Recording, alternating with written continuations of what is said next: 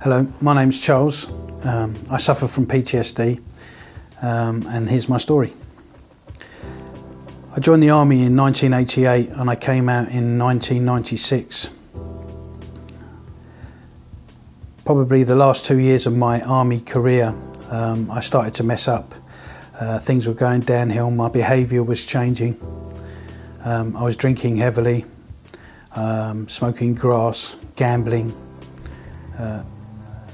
developing bad habits. And the reason why I was doing this at the time was because I was actually having bad nightmares, seeing dead bodies. During the day I could be walking down the road and then suddenly images of dead faces would come into my head. This happened day in, day out, nightmares, waking up in cold sweats. And this followed me all the way through until 2009. And at that time, all these bad habits had actually done its job. It actually stopped the nightmares, stopped me flying off the handle in regards to feeling that I was under threat or attack or I was going to die. The only point is, I tried to take my life, and with that it brought me into a hospital where I was being treated for mental health issues.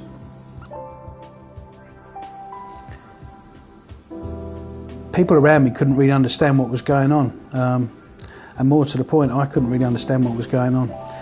There was all this happening for so many years.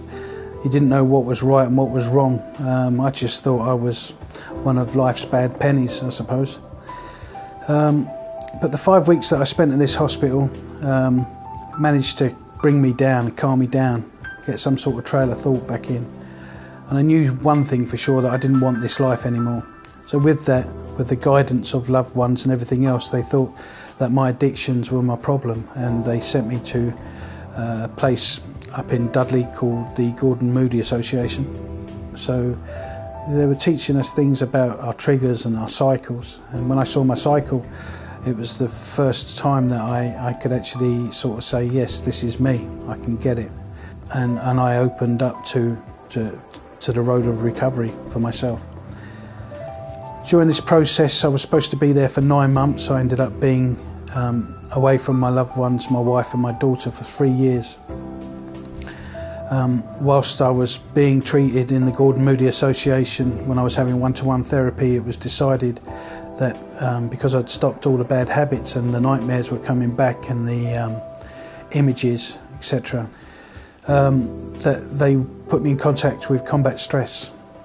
Through combat stress, I got diagnosed by the psychiatrist with PTSD. And more education, more understanding, more care. People there were really good to me. I felt belonged somewhere, and people that understood what was going on for me and could educate me, because I didn't know, I didn't understand, it didn't make sense. They signposted me then back to Wales. By this point 3 years had come and gone, and I'm finally moving back home to my wife and my daughter, who I'm so grateful for, because not many people would have waited that long for somebody. There I was introduced to the All Wales Veteran Services, and I was introduced to a new kind of therapy called EMDR, Rapid Eye Desensitising Movement. I engaged with this therapy as I did with all the others. I felt like I needed quite a lot of different stuff: meds, CBT, education, art therapy, things like that really, mindfulness. All these things during those 3 years were given to me as tools, coping strategies. So when I came into this therapy surrounding with my new therapist, I had the tools to get through this, and with her guidance and understanding, and the process was made so easy through her. I understand everything that was happening. It was made very clear to me. But what was so amazing about this therapy was it actually felt in tune with my body. So whatever was going on in my mind, I could feel it in my body. whether it be warmth, whether it would be pain, aches in my muscles, tastes, bad tastes, things like that. It just sort of brought it back to me. And I was actually feeding things. I was feeding things of understanding how it was me that was being so hard on myself, the guilt, living with guilt. I was blaming myself.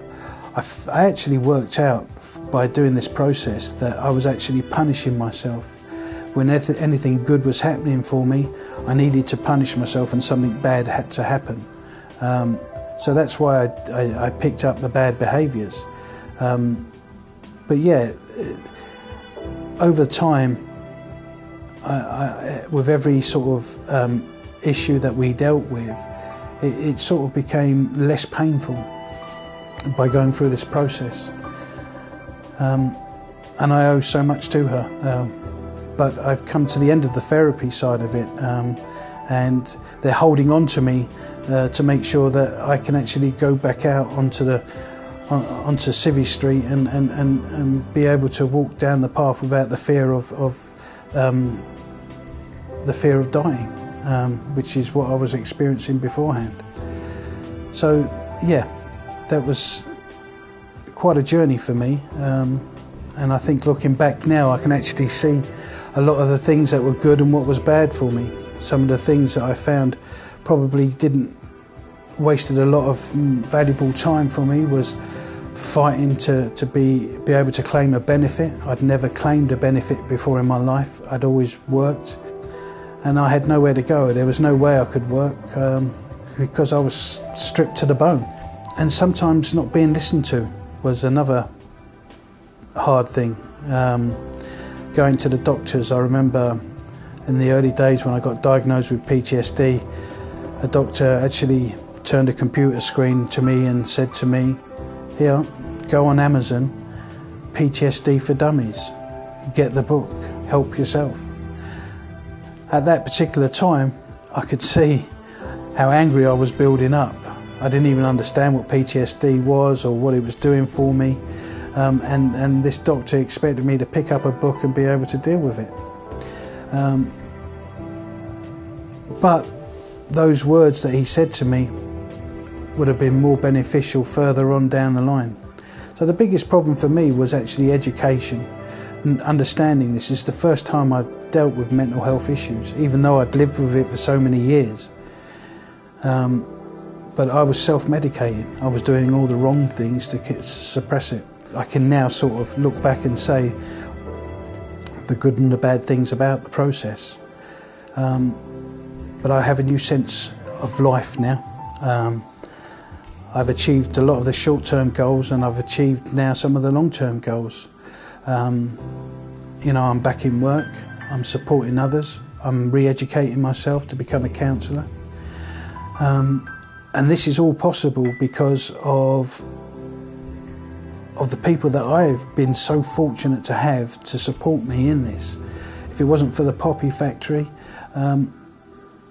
you know, who have paid for my first year's wages, they've secured my position in university to be able to do my degree. They've helped me with my long-term goals, as well as the good people around me. You know, the organisations from the third sector, they've all been very supportive. And I owe so much to my new boss and my colleagues within where I'm working, because they understand my PTSD and they're very flexible, they're very supportive, and if it wasn't for people like those, maybe I wouldn't be so far down the line in my own recovery. So yeah, I've had a lot of fortune in my own recovery.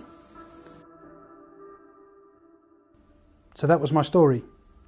If you feel that you're walking down the same path as me, maybe you can listen to yourself and act on it. Do something, call somebody. There's plenty of organisations out there that are willing to help and can help. But you've got to help yourself first.